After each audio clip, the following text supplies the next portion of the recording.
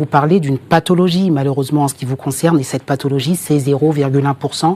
C'est très très faible. C'est malheureusement une pathologie qui explique, il faut bien l'entendre, qu'il y a une anomalie chromosomique et que ce que vous avez fait, c'est une mise en conformité parce que malheureusement pour vous, il s'est passé pour plein de raisons que la nature n'avait pas pu déterminer concrètement le sexe que vous aviez. Et sans rentrer trop dans les détails, il y a différentes spécificités, mais c'est l'hermaphrodisme. Et l'hermaphrodisme fait qu'on peut naître avec des propriétés ou des caractéristiques sexuelles des deux sexes à la fois, ce qui est un accident, on est bien d'accord, chromosomique. Et je crois qu'il faut bien entendre ça. Ça représente comme d'autres pathologies, hein, il y en a d'autres, même par exemple comme le trouble de la trisomie 21, qui est une autre pathologie chromosomique. Hein. C'est quand on a un troisième allèle sur le chromosome 21 et que du coup, les enfants naissent avec des caractéristiques de petite taille, etc. Enfin, vous le savez, hein, vous l'avez tous vu.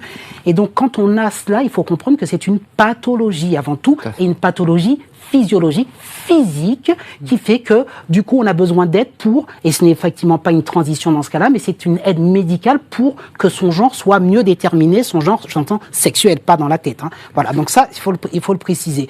Et donc, ce que je tenais aussi à rajouter, c'est que vous avez dit, mais deuxième point, je comprends pas pourquoi les personnes qui sont nées, donc avec la chance d'être nées avec le sexe entièrement constitué, pourquoi ils veulent transitionner alors qu'ils sont nés sainement et tout ça. Mais ils sont en parfaite santé, vous avez dit, c'est l'expression. Oui. Ben, j'ai envie de vous dire, ils ne sont pas en parfaite santé psychologique. C'est ça le problème. Vous en avez reçu peut-être ? Alors, j'ai dit oui, j'en ai reçu, je vais vous dire. Alors, ben justement, dites-nous un peu, sans trahir de secret professionnel. Bien sûr, j'allais rebondir sur le fait parfaite santé.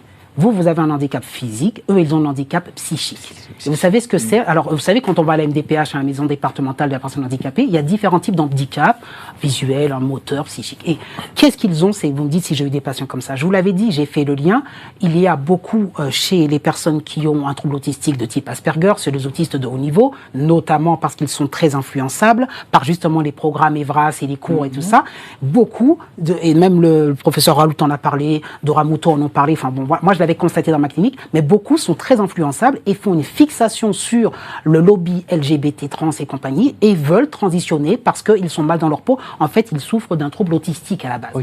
Donc ce qu'il faut comprendre, c'est quand on souffre d'un trouble autistique, c'est qu'on a un handicap psychique. Mais il y en a d'autres, ça pourrait être des personnes mal dans leur peau, borderline, en dépression, névrosées. Dès qu'on a une fragilité, qu'on se questionne sur sa personnalité, par exemple, on est complexé, on a l'impression on va chercher des réponses pour essayer. Certains vont passer par des tatouages excessifs, hein, des trucs à la mode machin, et d'autres vont se dire, mais si je suis mal dans ma peau, c'est parce que...